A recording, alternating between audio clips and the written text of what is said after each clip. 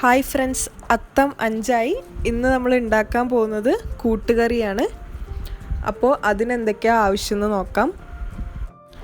പട്ടാണിക്കടല, കടല, തേങ്ങ, പച്ചക്കായ, ചേന, ചുവന്നമുളക്, കറിവേപ്പില, കുരുമുളക് പൊടി, മുളക് പൊടി, ജീരകം, മഞ്ഞൾപ്പൊടി, കടുക്, ഉഴുന്ന്, ശർക്കര. കടലയ്ക്ക് പകരം നിങ്ങൾക്ക് വേണമെങ്കിൽ കടലപ്പരിപ്പും ഉപയോഗിക്കാം.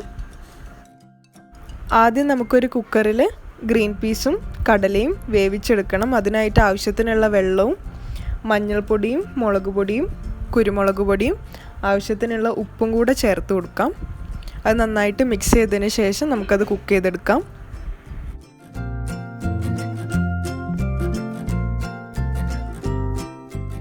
ഇനി നമുക്ക് ചേനയും പച്ചക്കായയും കുക്ക് ചെയ്യണം. അതിനായിട്ടൊരു പാനിലേക്ക് നമ്മൾ മുറിച്ച് വെച്ച ചേനയും പച്ചക്കായയും ഇട്ട് കൊടുക്കാം. അതിലേക്ക് ആവശ്യത്തിനുള്ള വെള്ളം ഒഴിച്ചു കൊടുക്കണം. ആവശ്യത്തിനുള്ള ഉപ്പും ചേർത്ത് കൊടുക്കണം. അതൊന്ന് മിക്സ് ചെയ്തതിന് ശേഷം നമുക്കത് മൂടി വെക്കാം.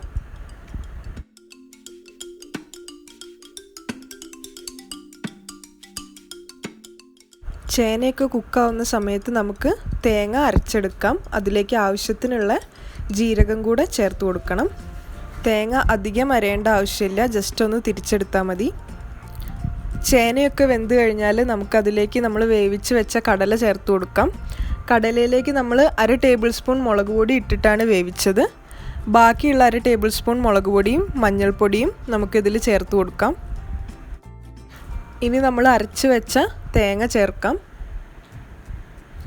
അത് നന്നായിട്ട് മിക്സ് ചെയ്യാം.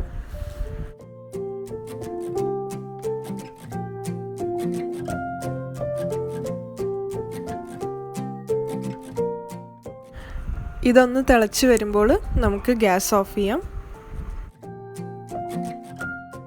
ഇനി നമുക്ക് വേറൊരു പാനിൽ തേങ്ങ വറുത്തെടുക്കണം.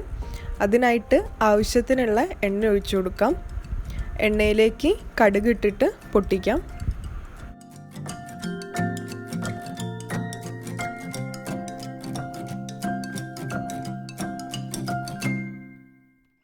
ഇനി ഇതിലേക്ക് ഉഴുന്നും ജീരകവും ചേർത്ത് കൊടുക്കാം.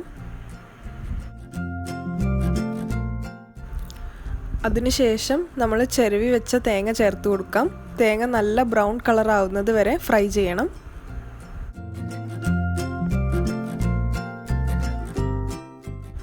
തേങ്ങയിലേക്ക് കുറച്ച് കുരുമുളക് പൊടി കൂടി ചേർത്ത് കൊടുക്കണം.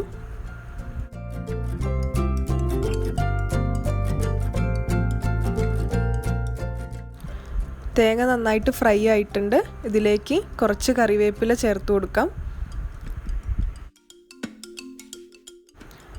ഇനി നമ്മൾ നേരത്തെ വേവിച്ച് വെച്ച കടലയും ചേനയും ഒക്കെ തേങ്ങയിലേക്ക് ഇട്ടിട്ട് നന്നായിട്ട് മിക്സ് ചെയ്യാം.